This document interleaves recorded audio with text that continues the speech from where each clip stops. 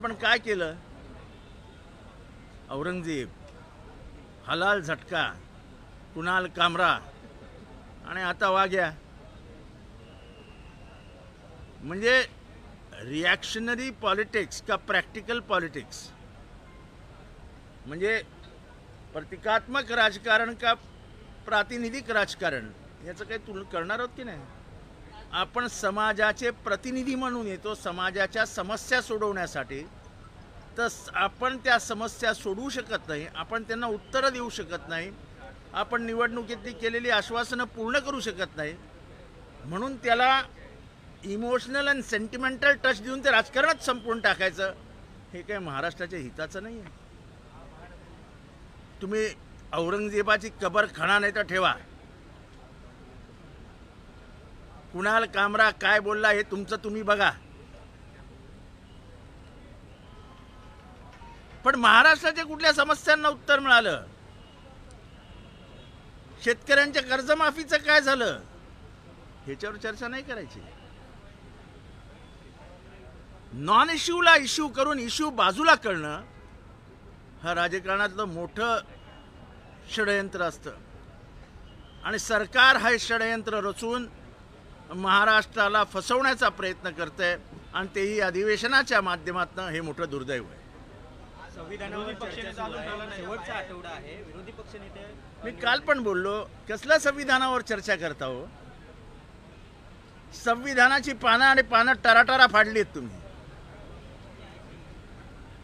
संविधानाचा सन्मान करणारे एकही पाऊल या सभागृहात उचललं गेलं काय? आजही पक्ष फोडण्यासाठी नेते कार्यरत आहेत. कसलं संविधान आणि कुठल्या संविधानाचा सन्मान? निधीचा वापर करून पक्ष फोडण्याच्या प्रक्रियेला हात लागणार असेल तर निधी हा महाराष्ट्राच्या जनतेच्या टॅक्समधनं येतो, कोणाच्या खिशातनं येत नाही. आणि त्याचा वापर करून जर तुम्ही पक्ष फोडणार असाल तर त्याच्यासारखं दुर्दैव नाही. मागच्या 5 वर्ष आपण पक्षच फोडले, आताही पक्षच फोडणार. काय चालू आहे काय? 240 लोक आहेत विरोधी पक्ष, म्हणजे सत्ताधारी पक्षामध्ये अजून हाऊस भागली नाही काय? पंतप्रधान नरेंद्र मोदी आणि सौगात-ए-मोदी सुरू केलेले रमजान ईदच्या काय सौगात-ए-मोदी चांगलं आहे. काही मानसिक बदल होणार असतील तर बरंच आहे. महाराष्ट्र देशाच्या आणि महाराष्ट्राच्या हिताच आहे. मतांसाठी केलं कशासाठी केलं, पण मानसिक बदल घडणं गरजेचं आहे. मतांसाठी करा हरकत नाही, पण मुसलमान सुद्धा माणसं आहेत. मुसलमान सुद्धा जगण्याच्या लायकीचे आहेत आणि त्यांना जगू दिलं पाहिजे. एवढी जरी मानसिकता झाली तरी चांगलं आहे.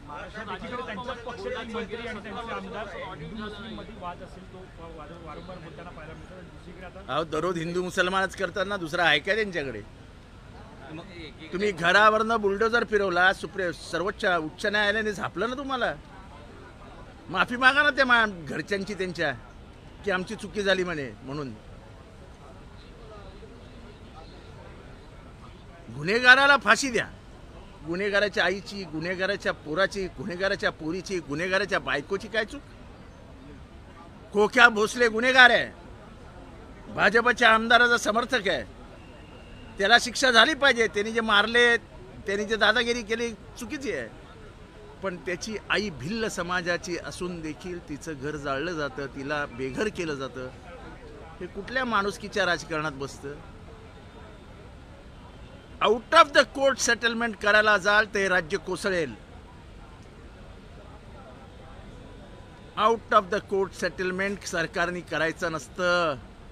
न्यायपालिका स्वतःच्या हातात घेऊन आम्ही न्याय करू अशी रॉबिनहूड परंपरा जरी सरकार करणार असेल. एकीकडे महाराष्ट्रात मुस्लिमांविरोधात हेच सरकार रान उठवत आहे, त्यांचेच मंत्री आक्षेपार्ह वक्तव्य करतायत, आणि दुसरीकडे सौगात-ए-मोदीचा कार्यक्रम ठेवून नेमकं काय साध्य करायचं या सरकारला असं तुम्हाला वाटतंय? या देशातले लोक मूर्ख आहेत असा एक सार्वत्रिक समज आता निर्माण झालेला आहे. सर, राज्य वक्फ बोर्डाचं गेल्या 17 वर्षांपासून ऑडिटच करण्यात आलं नाहीये. एक RTI अहवालातून माहिती समोर. मला त्याच्याबद्दल काय माहीत नाही, पण ऑडिट करायला पाहिजे. कुठल्याही संस्थेचं 1 वर्षानंतर ऑडिट झालंच पाहिजे. ऑडिट झालं नसेल तर इट्स ऑब्जेक्शन. काल अजित पवारांनी वक्तव्य केले की आजचे पुढारी जे पाया पडण्याच्या लायकीचे राहिले नाहीये, त्यामुळे नाही, आम्हाला एक पाय दिसतात, त्या पायांचं नाव आहे शरद पवार. बाकी त्यांचं मला माहीत नाही. हे अर्थसंकल्पीय अधिवेशन घेतलंच कशाला होतं हेच कळत नाही. तुम्हाला औरंगजेबच आणायचा होता, बाहेर आणायचा होता. तुम्हाला कुणाल कामरा आणायचा होता, बाहेर आणायचा होता. तुम्हाला वाघ्या कुत्रा आणायचा होता, बाहेर आणायचा होता. जे विषय समाजाच्या कुठल्याही हिताचे नाहीत, समाजाचे समस्या सोडवणारे नाहीत, ते विषय आणून तुम्ही तुमचं अपयश झाकण्याचा प्रयत्न करता. हे समजण्या इतकं महाराष्ट्र मूर्ख नाही. भूषण पडळकर यांनी वाघ्या कुत्र्याचं समर्थन केलं. मला वाघ्या कुत्र्याचं समर्थन कोणी केलं हे विचारायचं नाही. ही समाधी शोधली कोणी? शिवाजी महाराजांची समाधी शोधली कोणी? शिवाजी महाराजांची समाधी शोधत असताना महात्मा ज्योतिबा फुले हे अवघड वाटेने रायगडावर गेले. रायगडावरती दऱ्या डोंगर शोधत शोधत त्यांनी अतिशय जीर्ण अवस्थेत असलेली शिवाजी महाराजांची समाधी शोधली. त्याच्यावर झाडं झुडपं कचरा सगळं पडलेलं होतं. तर बाजूला करून तिथे त्यांनी हारफुलं वाहिली आणि समाधी शोधली. तिथे काय अस्तित्व होतं कोणाचं? जे अस्तित्वच नाही ते इतिहासात आणणं हेच इतिहासाचं विकृतीकरण असतं. कुत्र्याला कोणाचा विरोध नाही. श्वान प्रेमी मी स्वतः आहे. माझ्या घरात 10 कुत्रे आहेत, 10. कोणी आम्हाला श्वान प्रेम शिकायला जाऊ नका. पण जे खरं नाही त्याचा इतिहास निर्माण करणं ही इतिहासाची टिंगलटवाळी करणं आहे. भूषण पडळकर यांचा बोलवतात आणि RSS आहे का? RSS चा एक अजेंडा कोण करणार आणि का करायची? छत्रपती आहेत ते, महाराजांचे वारसदार आहेत ते. हिम्मत कोणाची त्यांना काढण्याची? कोणी हिम्मत दाखवावी छत्रपती संभाजींनाच रायगड प्राधिकरणावरून काढण्याची? बरं, आता शेतकरी एवढी दिवस झालं प्रतीक्षेत होता, अधिवेशनाच्या प्रतीक्षेत होता, कर्जमाफीच्या प्रतीक्षेत होता. बोलवतात आणि RSS आहे का त्यांच्या माध्यमातून छत्रपती शिवाजी महाराजांची उंची कमी करण्यासाठी वाघ्या कुत्र्या मी अजूनही नेहमी सांगतो की इथला एक वर्ग आहे जो काही बहुजनांचा वापर करून छत्रपती शिवरायांच्या इतिहासाचं विकृतीकरण करत असतं. मी आज इथे जाहीर मागणी करतोय की पानिपतला छत्रपती शिवरायांचा पुतळा उभारताय, अभिनंदन. पण त्याही पेक्षा छत्रपतींच्या बाजूला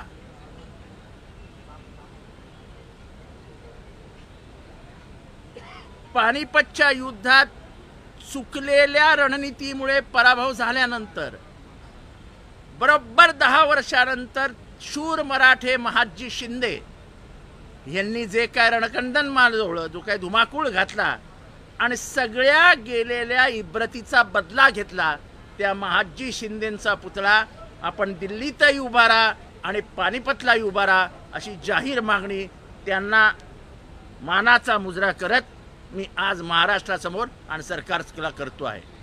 परत सर्वसामान्य लोकांनी आता सरकारवरती विश्वास ठेवायचा का नाही? कारण कसला विश्वास? हे अधिवेशन घेऊ नका. शेतकरी देखील हे अधिवेशन घेत जाऊ नका. तुम्हाला अधिवेशन उधळायचं असतं, तुम्हाला अधिवेशनामध्ये चर्चा करायच्या असतात, म्हणून तुम्ही औरंगजेब काढता. तुम्ही काय ते हलाल झटका काढता. हे काय चर्चेचे विषय आहेत का विधानसभेतले? एकतर तुमचा GDP घसरतोय, तुमचा ग्रोथ रेट घसरतोय, आर्थिक मंदी दिसते, लोकांच्या नोकऱ्या जात आहेत, लॉ अँड ऑर्डरचा प्रश्न उभा राहिलाय, ऑनर किलिंग महाराष्ट्रात वाढत आहेत, दलितांवरचे अत्याचार वाढत आहेत, बायकांवरचे बलात्कार वाढत आहेत. त्याच्याबद्दल बोलत नाही तुम्ही. एक चर्चा, त्याच्यावरती 15 मिनिटाचं उत्तर, झालं, संपलं.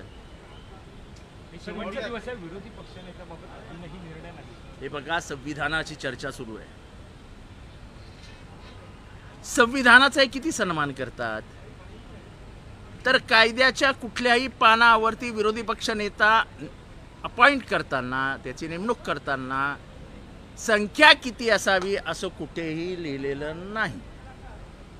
असं असताना विरोधी पक्ष नेत्यांना 5-5 वेळा अध्यक्षांना भेटावं लागतं, हातापाया पडावं नाही लागत, पण पडावेच लागतं. नाही, मी बोलतो, मी मुख्यमंत्र्यांशी बोलतो, मी उपमुख्यमंत्र्यांशी बोलतो, तुम्हीही बोला, आम्ही सगळ्यांशी बोललो. पण आमच्या हक्काचं पद आहे ना ते. तुम्हाला विरोधी पक्षनेता का कमकुवत करायचा आहे? कारण का संविधानामध्येच म्हटलंय की विरोधी पक्ष सक्षम असेल तर सरकार व्यवस्थित चालतं. विरोधी पक्ष एकदा कमकुवत झाला की मनमर्जी चालते.